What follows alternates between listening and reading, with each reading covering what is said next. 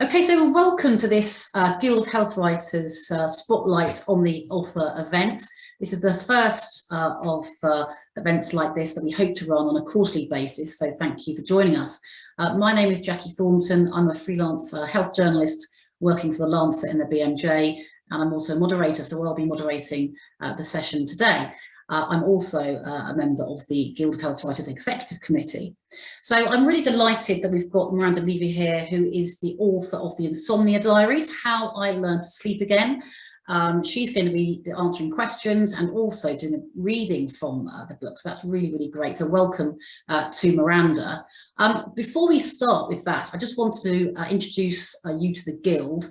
The Guild is a fantastic organisation and membership body which wants to really put health and science writing at the forefront, really quality writing for journalists and for authors, and that's why we're running this new author event so that other authors can take part. It's being recorded so people can watch it again, just so you're all aware. And so the membership of the Guild is only £50 for a year, lots of events and networking, so really a good thing to join. So Miranda, Miranda's here. This is her second book. She did do The Rough Guide to Babies in 2006. This is a different departure for her. I think a very personal decision to write about insomnia. So we'll hear about that. Miranda, so tell us, how did this book come about? Well, I had dreadful insomnia for over 8.5 years that completely wrecked my life. So it started with an event and then it kind of took on a life of its own. And I'm happy to talk about that more in a minute, really. But how the book came about is I didn't work. I didn't work for the best part of 8 years. I mean, I had a good just under 20 years experience under my belt in magazine and newspaper journalism. But then when I started to recover, which is again in the book, and I can talk about if you want me to, I wrote one piece for the Daily Mail about insomnia, which spun into a column online for the Daily Telegraph, and eventually became a book of the same name, even though the content was actually quite different. Well, it sounds, I mean, that sounds like you make it sound very straightforward. I'm sure there's an awful lot of people who are desperate to become, authors of books like this, and I'm sure I'm sure it wasn't as straightforward maybe as you make out, but let's go back to the insomnia first of all, because let's hear about that, and then let's hear how you put it together to the process of establishing the book. So in 2010, I found out that my marriage had come to an end, which was probably on the cards for a long time, but I found out in quite a sudden way. And my response was to stop sleeping, so maybe the night I found out I slept for 2 hours, then it was half an hour, then it was none.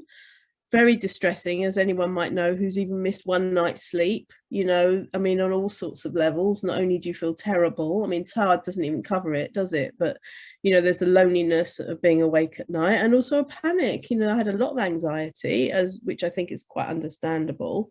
But what kicked things, I think, that didn't help. So I went to my GP, who wrote me a prescription for sleeping pills, benzodiazepines.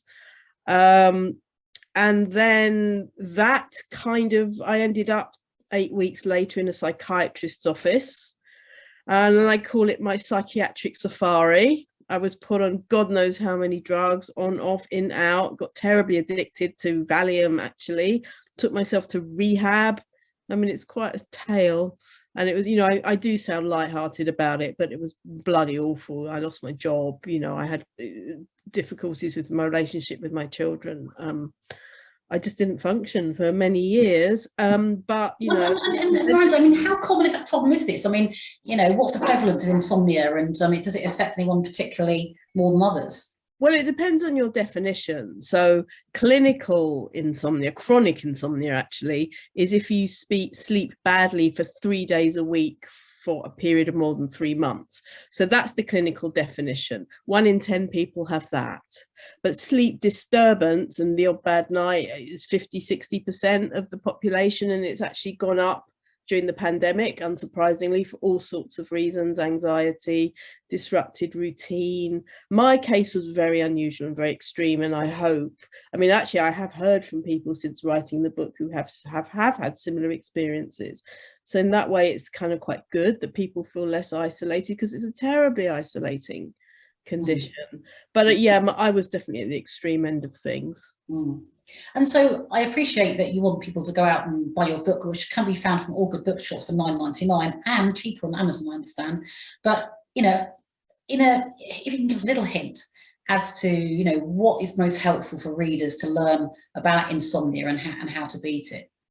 Well, there's a few things. I mean, I'm not, you know, I found the chamomile tea and the lavender oil was just like hopeless and useless. You know, other people may find that a Jo Malone candle fixes everything. I would say try and avoid drugs if you can. I mean, that's a much longer conversation. The thing that I eventually that helped me was something called cognitive behavior therapy for insomnia, which is a very specialized version of CBT. You know, it's the cognitive bit, it's your thoughts, and the behavior is your behavior. So it's, you know, the most important thing I learned is, I think, don't turn your bedroom into a battleground. Don't catastrophize. Don't think that's it, I'm never going to sleep again. You know, tell yourself, okay, I'm a good sleeper, but I've had a bad night. And I think one psychiatrist I interviewed told me, don't turn the problem into the problem.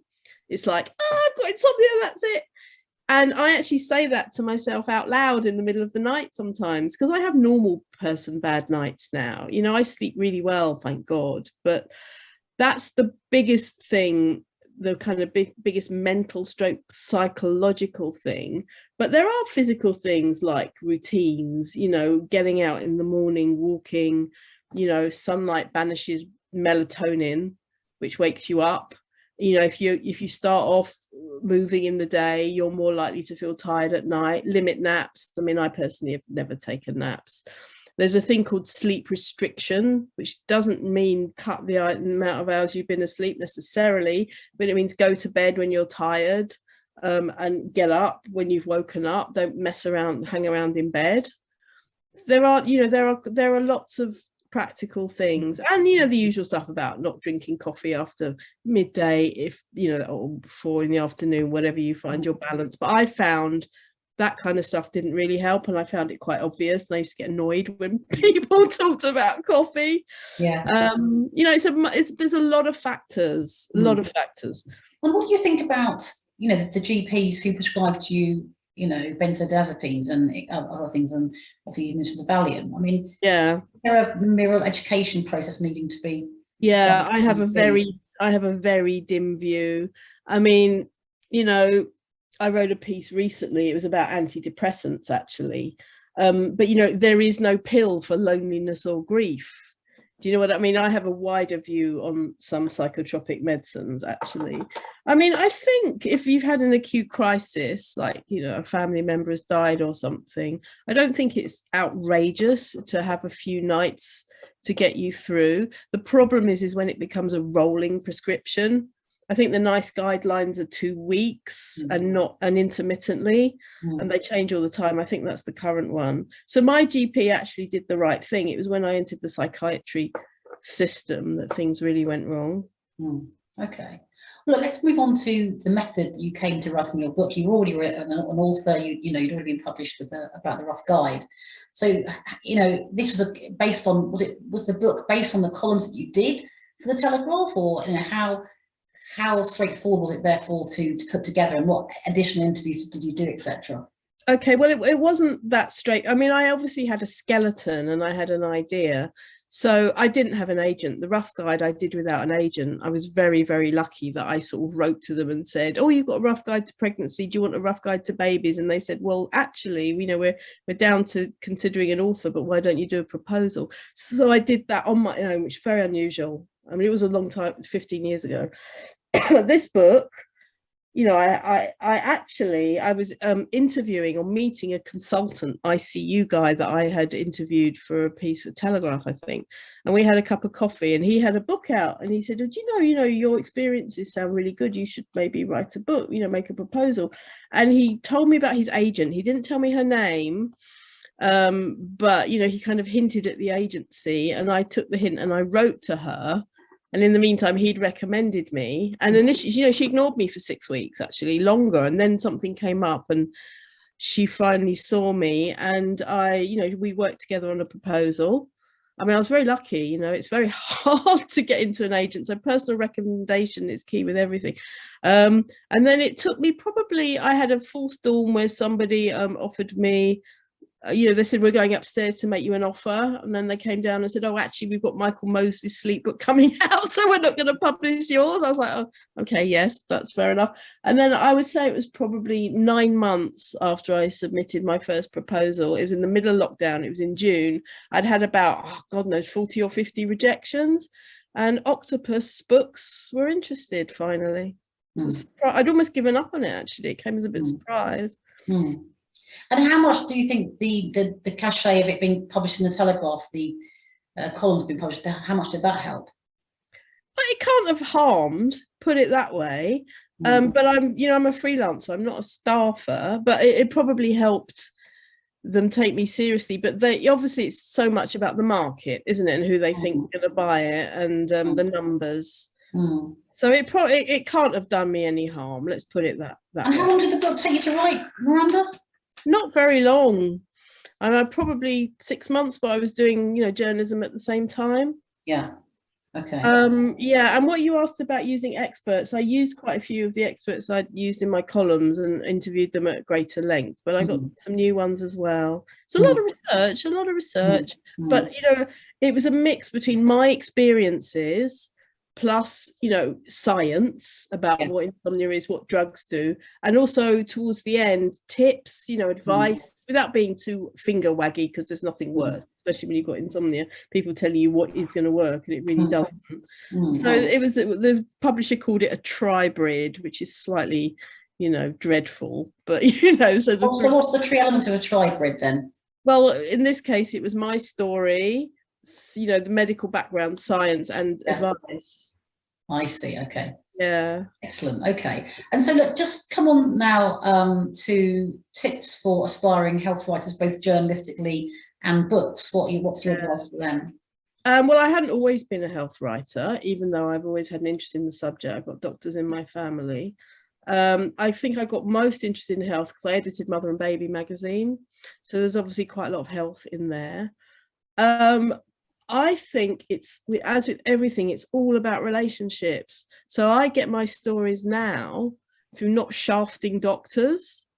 So, and what I mean by that is I always send quotes back to them. And now, so there's no misunderstanding, and people, you get repeat business, you know, people come to you, or I've got this research paper coming out, or, you know, you can call them, you've got your number on your mobile if you're on edition with a national paper. I mean, that's probably when you've already got, you know, an interest, but before that it's read, isn't it? It's read everything. I mean, I don't get all the scientific journals, but I follow things, and you know, I've just got a sort of radar and an antenna, and I also, you know, it's a way of thinking laterally.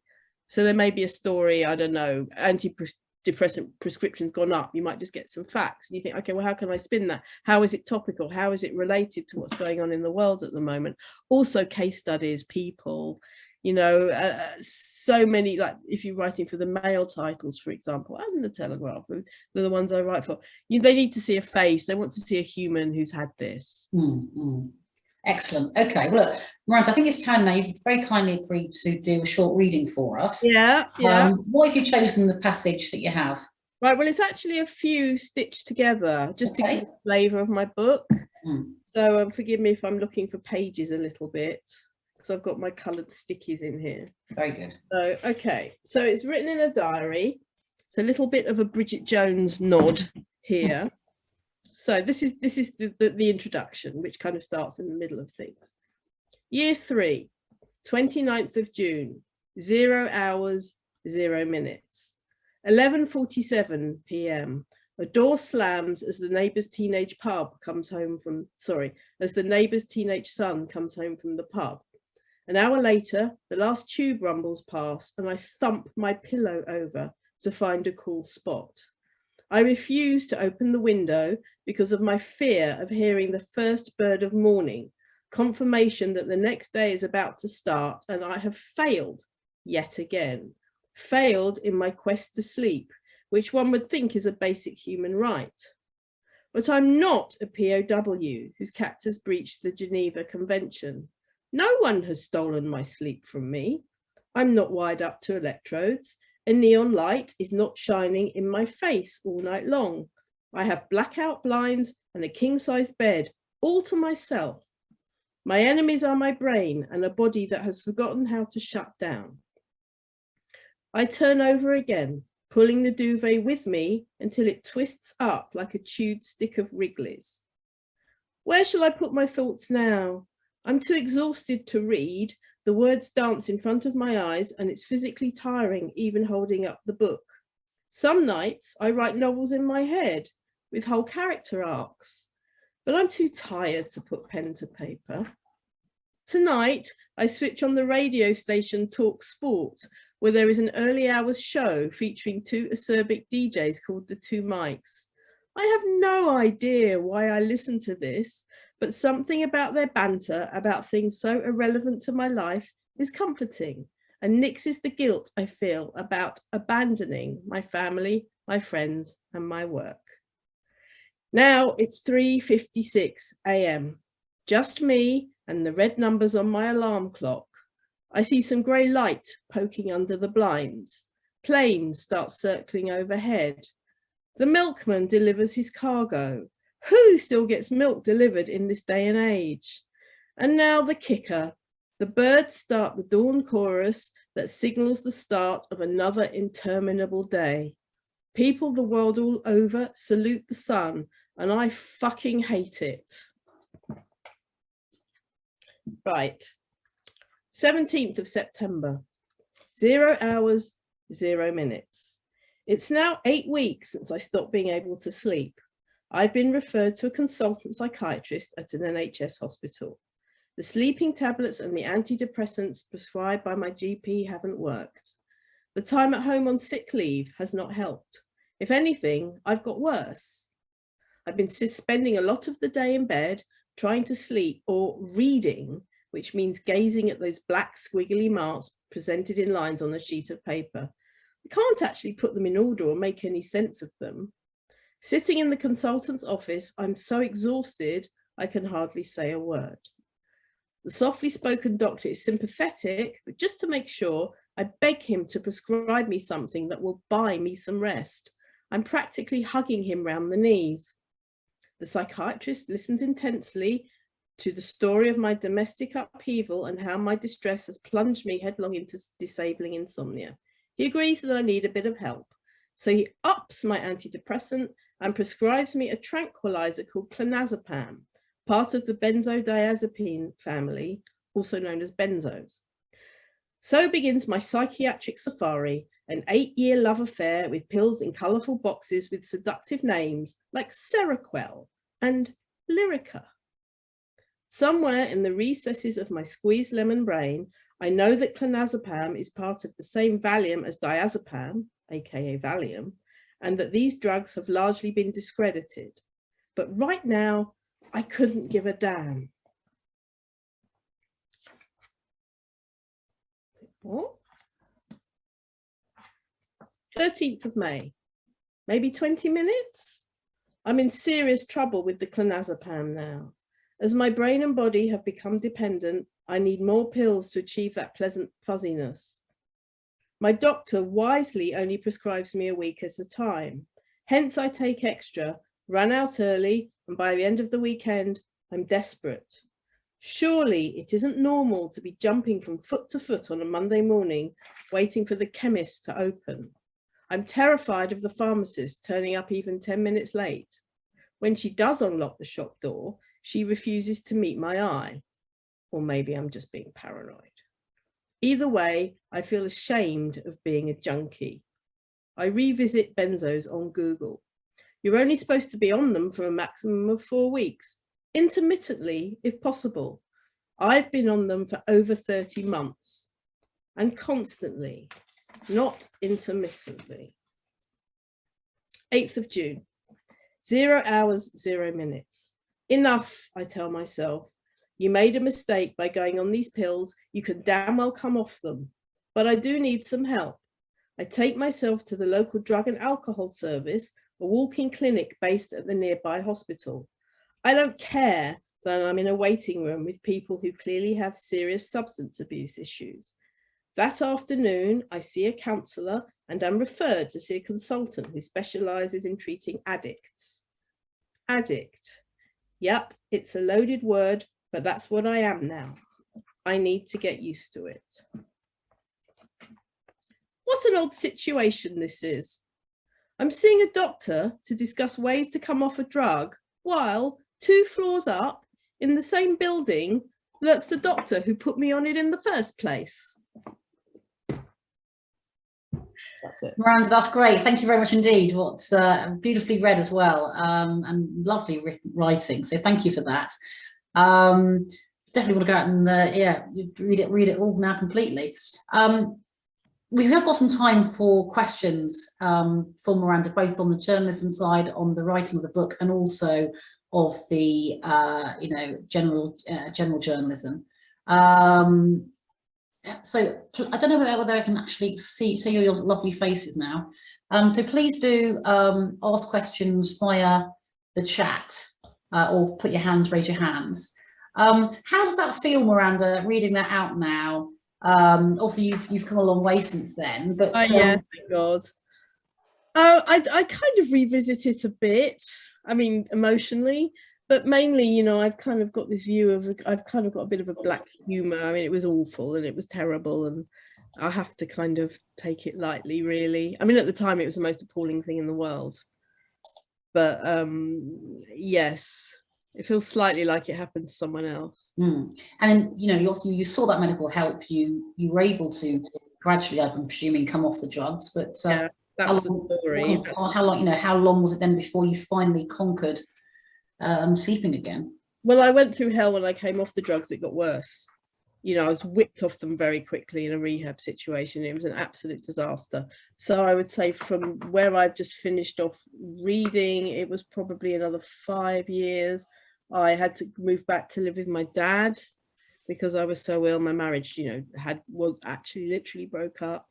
And then I, you know, more pills, put on loads of weight. You know, some of these drugs can really do that to you.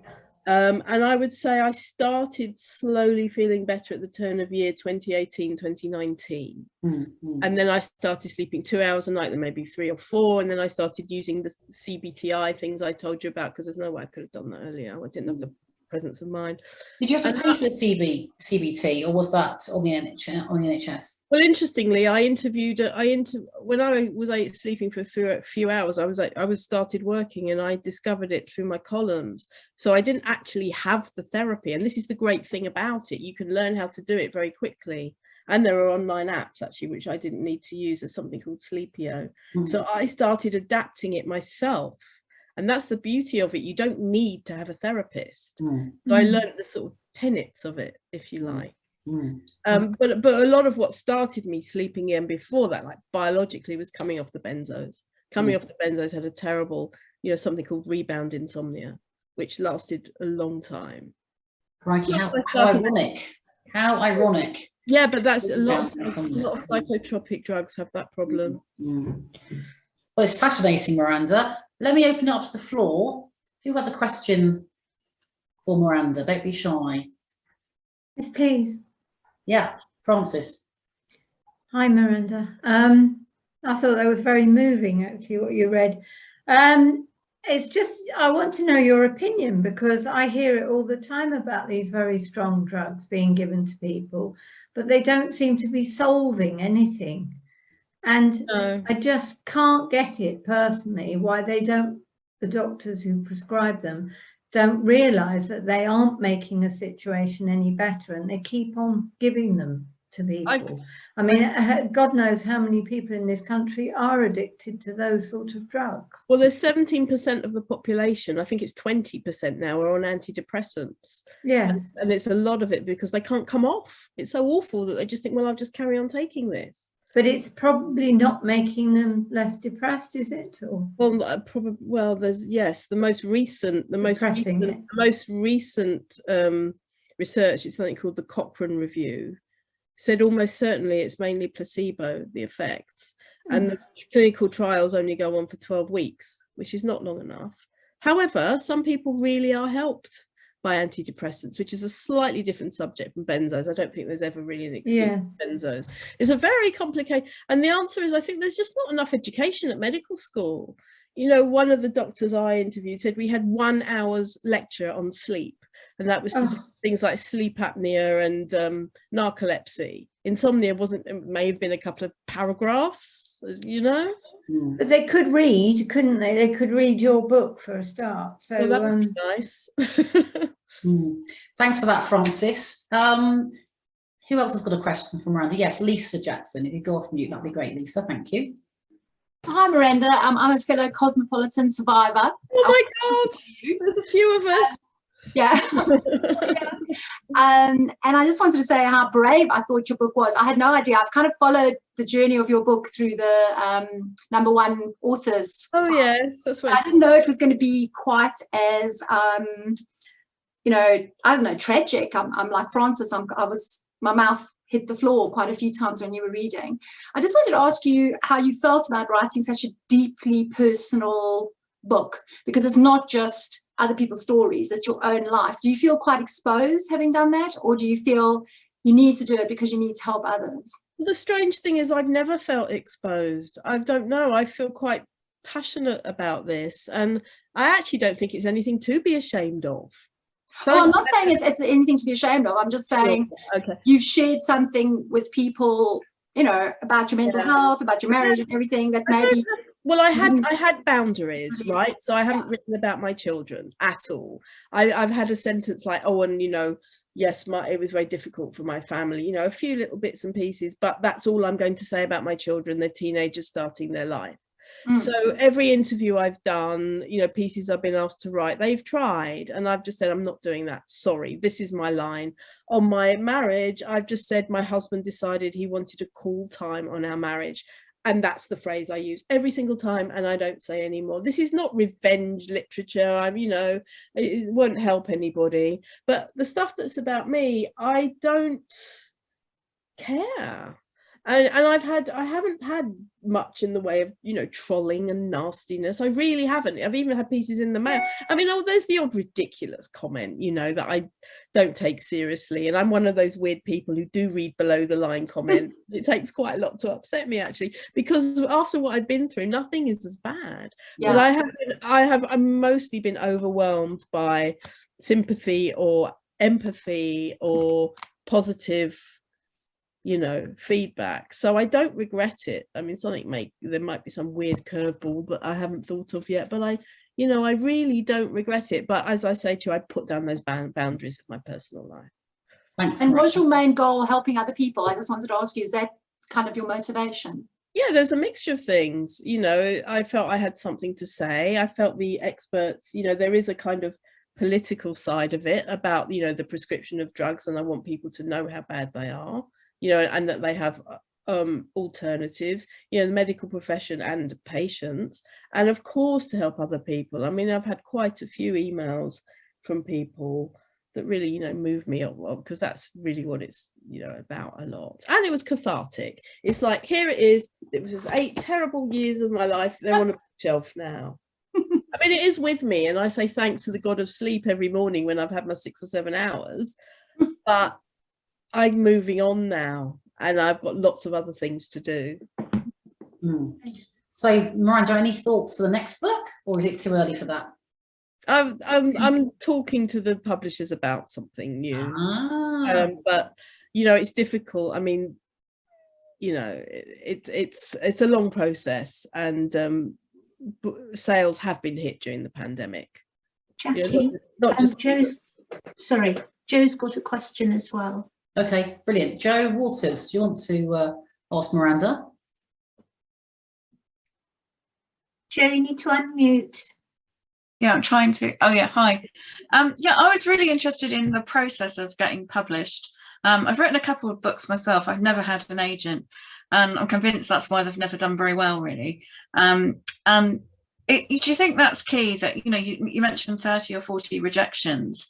Do you need is it the publisher the agent that's sending the idea out to the publishers? Is that how it works? So getting the agent is really important then. I would really say, and also, just for example, you know, the last couple of months I've sold this to South Korea and Hong Kong and somewhere else, Shanghai. My agent did that, so that's checks on top of checks on top easy money. Will give you. I mean, I got actually really quite a good advance, so it's very unlikely that I'm going to earn enough, you know, pounds to pay off my advance. So I see that as a salary, and it kind of costed it. I mean, is a kind of reasonable journalism word rate. Yeah. Although a lot of the, you know, the toing and fromming and the footnotes, my God, the footnotes. I didn't think about the footnotes before I started. And, you know, the permissions, because, you know, everyone had approval that was in it, all the experts, down to the final comma of their bits. So it actually was a lot of work. But, you know, it was, I would say it was definitely worth doing. And these little extra cherries on the cake from it being sold to other territories. You know, I mean, the agent got me, I read the audiobook, my agent got me that, I got paid extra for that. You know, there are bits and pieces. And they get, I mean, this was quite it's Hachette, so it's quite a mainstream publisher. And there was publicity support, although I would argue it wasn't great. And I did most of the publicity myself. Oh, yeah. Oh, that's interesting. So, I mean, is there a list anywhere of agents? I've never really looked into it. That's what I'm interested in, is getting an idea, taking it to an agent. Where do you find the agent? Well, I mean, there is the Writers and Artists Yearbook. That's the cliche sort of answer. But, you know, as with any of these things, if you can have any kind of personal link or recommendation or a name to mention in the subject line of an email, that really helps. Right. And I know that's easier said than done. Not everyone has that, you know. But I think it's just persistence. You have to just say, I mean, I got turned down by 4 or 5 agents before this one said yes. So you just have to really just go for it, and, you know, care enough to do it really well, but not, you know, you have to be quite tough, don't you? You have to get used to quite a lot of rejection, which I've had a lot of practice in. Okay, thank you. Okay, well, thanks. Yeah, thanks for that question. I think we're coming to the half an hour time of our meeting. So are there any final questions before we wrap up? One more, unless anyone else. Okay. I just want to ask you how well it was doing. Well, it's what's your metric? I mean, how many copies sold, if you know? It's in the several hundred. But which I thought was not great, but apparently 95% of books sell less than 100 copies. I read the other day. 100 copies, God. 95% of books sell fewer than 100 copies. But, you know, it's been good for me personally. I've been on Woman's Hour. I was on Radio London. I've wrote, you know, I had a big piece in the Telegraph magazine, the Mail, lots of health magazines. I'm in Holland magazine this month. So it doesn't do me any harm as a journalist. I mean, my day job is a journalist. That's how I make my money. You know, I'm on a contract with the Telegraph at the moment. I'm, you know, writing health and features for them 3 days a week. That's good. So how long has it actually been out? It came out June the 10th. This year? Yeah. Oh, well, because I had a book on arthritis published 2 years ago. And going through COVID, it was very low sales, but now we're up to over 800, but that's 2 years ago. So I think one like yours will carry on because the situation doesn't change. I hope so, and that's the thing, isn't it, that our books are so different from newspapers or magazines, which are my bread and butter. So I was thinking, oh my God, if it hasn't sold in the first week, it's going to fall out of favour. And no, but it's a different way of thinking. You know, every time I go into a Waterstones, they've got 1 or 2 copies. Do you know, I visit every time I go and visit my book occasionally. So yeah, they're for the long haul, and they are. They are. Yeah. Yes. Okay. Great. Thank you.